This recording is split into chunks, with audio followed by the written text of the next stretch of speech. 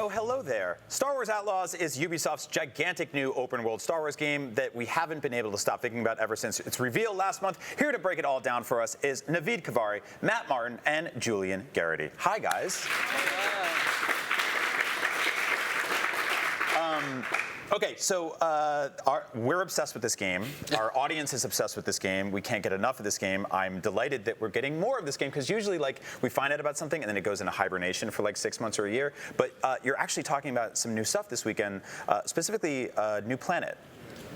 Yeah, it's actually a new moon, Tashara, that we've crafted together with Lucasfilm Games, and it's really exciting. It's inspired by the Eastern Africa savanna, and we sort of took this approach where you would have a thriving, bustling underworld capital city, but also these wide open plains that you can just hop in your speeder and take off down.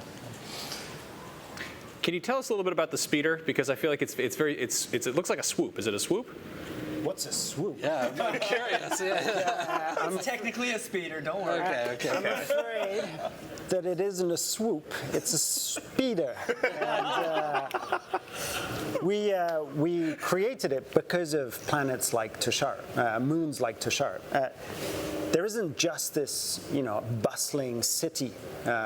In Tashara's case, it's called Miragana, but there's all the wilderness outside where the player and Kay, driven by their objectives but distracted by their curiosity, can go and explore.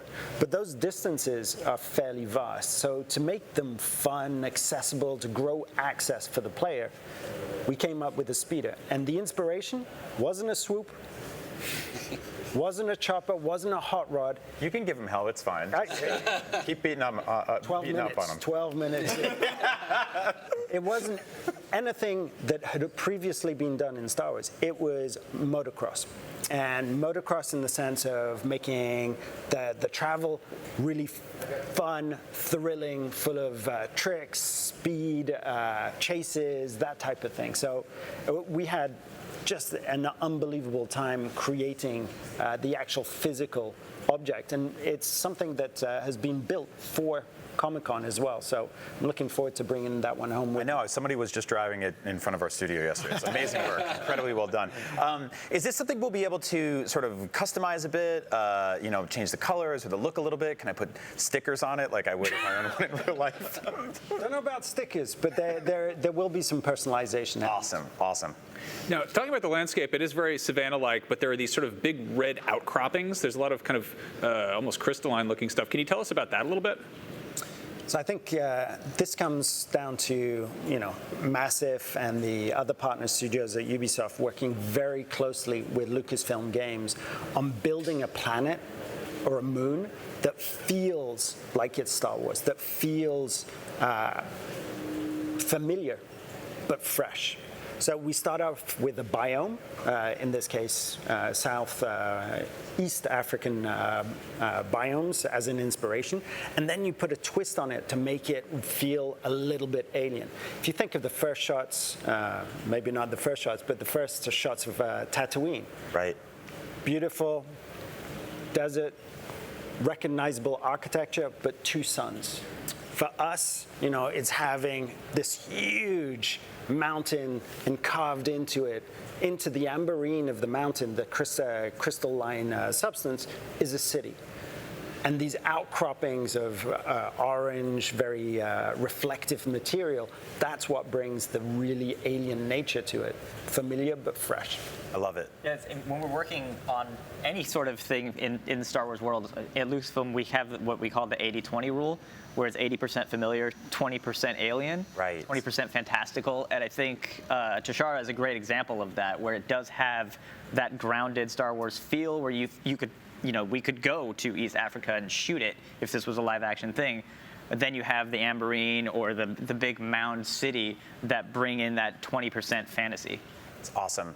Now, Matt, you're integral to the story group at Star Wars, and I know that involves working with teams like these guys, and they come to you with questions, and some of those questions are probably like, hey, we have this character we want to use. Is he busy that day? Like, what's he doing in Star Wars between Empire Strikes Back and Return of the Jedi? This timeline specifically it makes me really excited because this is a timeline we haven't really seen be explored in Star Wars games or really Star Wars media since Shadows of the Empire, which is obviously not necessarily canon anymore, but there's a lot of stuff in that sandbox that could carry over. So tell me a little bit about that communication process between them. Like, how often do you have to say yes, no? Like, what does that collaboration look like? It's rarely just no. Okay. We do try to really partner closely with everybody that we work with and find a way to get what it is that they're going for. And working with Massive has been amazing because they're coming to the table with already great ideas, some really deep cuts that I was shocked to see. Like the sort of things where it's brought up in a room and I'm like, I'm the only one that's going to get this. Sometimes we test just to say, yeah. And I love it because it's clear that the team cares that much. And so it's a really great, we're in meetings every week. Mm-hmm.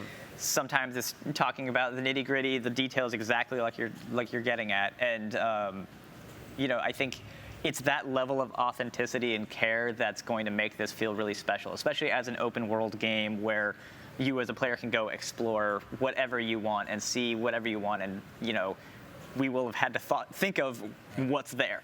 Right. And that's what's great about working with Lucasfilm Games and folks like Matt is that, even just last week we were doing motion capture and we had a moment where we're like, we need some Huttese fast for a character who will remain nameless. God, I wonder who he is.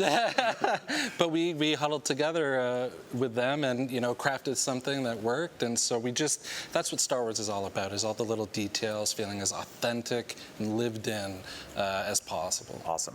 Now, speaking of the sort of 80-20 familiarity, the kind of most recent game of this scale in the Star Wars galaxy is, the Jedi games, which have a lot of runway because they're set in the dark times. There's a lot of kind of buffer there where it hasn't been explored much story-wise. This is a little bit cozier because it's jammed between two movies in the original trilogy.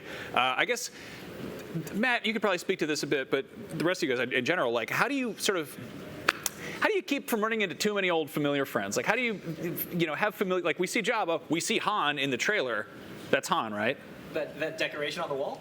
Yeah, I don't know. It could be some other guy, That's the ornate wall art. Yeah, it's one of your favorite heroes. Yes, he's there. Yeah, I guess how do we keep this from being just sort of too samey, but with the familiar stuff? Yeah, I mean, it is something that we always do have to pay attention to because you don't want it to feel. Star Wars is a big galaxy. You don't want it to feel too small galaxy. But what's nice is that we're telling a scoundrel story in this era, so we haven't quite seen that, at least on screen, in that era before. So we get to see sort of the underworld really brought to the forefront, which is, it's there in the films. It's critical in the films, but it's more of a background element where, when we're working on a game like this, we get to take somebody like Kay Vess, who's a brand new character created just for this game, and experience her story with sort of a familiar backdrop as far as the era goes. We actually found that to be a bit of an advantage. It might sound funny, but the fact that there's been so much written about the Empire and the Rebellion during that period, we were just talking about this, it really came organically that this is when the syndicates and the underworld are thriving. Right. And so there is so much story to tell there, and to have a character like Kay, who's, not a Jedi, not a Sith or anything like that. She is a thief who's just trying to get by, to step into the underworld and navigate her reputation with these syndicates. There's so much to tell. That's like my favorite part of Star Wars is the seedy underbelly, the drug dealers and the criminals and the weird ugly puppet. Game for you. Oh, awesome. So I actually didn't think I could be more excited for this game, Naveed, and then you walked in the room today, and I recognized you, and I'm like, oh, I've actually, I've talked to you. We've interviewed for every Star Wars, Far Cry game, for the last 5 or 6 years. I adore Far Cry. I love that franchise, and I was like, oh, so we've got a little more Far Cry in here than I thought. So tell me a little bit about what you're bringing to the table specifically from your history in those games, and how much of that is making it into here. Well, I think just what we really focus on, especially, at Massive, and I'm sure Julian can speak to this as well, is, we build an open world from the ground up, but from a place of character. And I think that was such an important goal for us, is that, when you look at our open worlds at Ubisoft, you have to really get into all the layers that will create that world. So demographics, politics, the characters you're going to run into, in Tashara's case, having Imperials and syndicates trading and being, having some corruption, all those layers. We worked so hard with the world team to research and the narrative teams to factor in, so that when you approach this game, you really are stepping into Star Wars. And the wonderful thing is that every conversation we have, whether it's about a biome or whether it's about a character or an activity or an artifact, it always comes from a place of character. This might be Kay seeing this for the first time. How would she react to it? So, yeah. Now, I'm curious about the sort of interaction of the syndicates and the Empire, because they both kind of have their own turf. They clearly have some interaction. We've seen that, sort of Kay has a reputation with the syndicates. Obviously, if she, pisses off the Imperials, drop troops come in. Yeah. Will the syndicate and the Empire wind up bumping into each other at all? So that's a great point, and it's something that we're super, super proud of, because every single one of the locations that we decided upon presence of the Empire, 1, and presence of the syndicates, 2. So that both the wanted system and the reputation system for the player really clicked. And the reputation system is you, as Kay, building positive or negative reputations with the different criminal syndicates. And the better reputation you have, the better jobs you'll get, the better prices you'll get in their stores, you'll get more access to their faction territories. But if that relationship goes sour, they're going to send people after you. So, it's all about playing the syndicates off one another, making choices, dilemmas in terms of how you hand in a quest, that type of thing. So, at the end of the game, every player will have a different profile in terms of their adventure through the reputation and the high stakes of the scoundrel lifestyle with the syndicates. God, I'm so excited. Selfishly, I could sit up here all day and talk to you guys, but also selfishly, I want you to finish your game at some point. So, thank you all so much for coming today. Star Wars Outlaws comes to PC and current-gen consoles next year. If you couldn't tell from the absolute joy and delight on our faces for the last few minutes, we cannot wait for it.